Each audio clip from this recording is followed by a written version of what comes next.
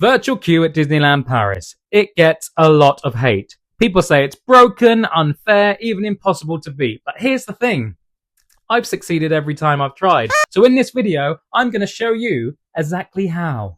You've probably heard the horror stories, people refreshing for minutes, missing out instantly. Yeah, I've heard them too. But once you understand how virtual queue actually works at Disneyland Paris, it becomes very, very manageable. Let's break it down. What uses virtual queue? So at Disneyland Paris, not everything uses a virtual queue, but the most popular experiences do. We're talking Avengers Campus character meets, the Princess Pavilion, Elsa and Anna, Mickey Mouse, seasonal characters like Stitch and Jack Skellington and Sally. These are ones that go fast. So this is where your strategy really matters. The rules. Before you even try, you need to know the rules. You must be inside the park. It doesn't matter which park. It could be either one. Doesn't have to be the one that you're booking for either. You must be using the official Disneyland Paris app.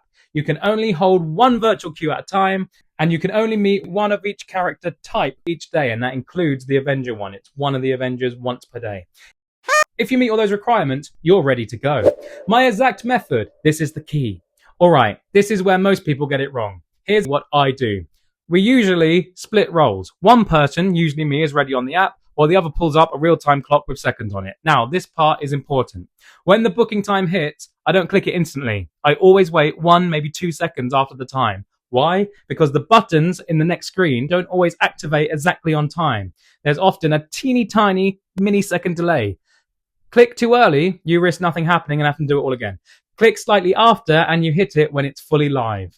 The fast part. Don't hesitate. Once you're in, speed matters. You'll see the guest selection screen. Select your group quickly. I've split groups before. It works, but it's easier to keep everyone together. Then, just keep confirming. No hesitation, no second guessing, and boom! You get a return time. What time will you get? This can vary a lot. I've had as low as 10 minutes. I've had as high as 200 minutes. At that point, it's just about whether it fits your plans. Important warning. Officially, Disney says you have about an hour after your return time hits 0. But honestly, I don't risk that. There have been reports of reservations being cancelled after 15 minutes on particularly busy days. So in my advice, when your timer hits 0, go immediately. The app will remind you anyway, literally 10, 15 minutes before. So there's really no reason to delay. Pro strategy, most people miss. Here's the trick a lot of people don't know.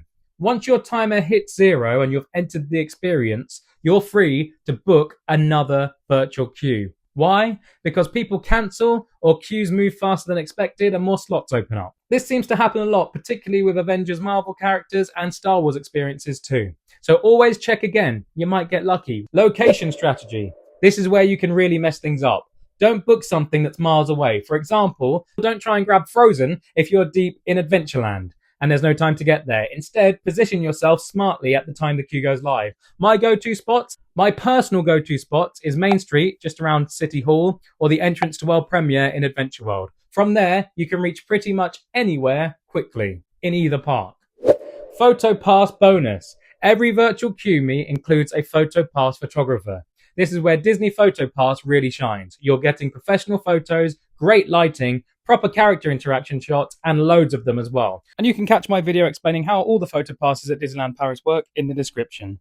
Final thoughts. Virtual queue at Disneyland Paris. It's really not as bad as people say. If you understand the timing, stay calm, and follow the system. You can win it, just like I do consistently. Like I said, I've had successes every single time.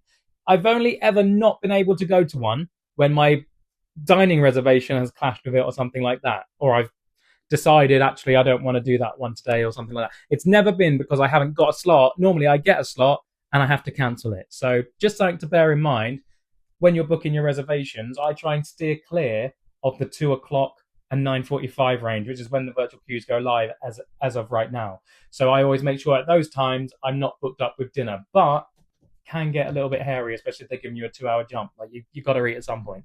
I have been known to book 2 restaurants on occasion, but they seem to be cracking down on that now. So have you had bad luck with virtual queue, or has it always worked for you? Let me know in the comments. I'm genuinely curious. If this helps you out, drop a like and subscribe for more tips. I'll be coming back with a conspiracy theory about virtual queue, as well as more about that Photopass situation. So make sure you're subscribed, and I'll see you in the parks.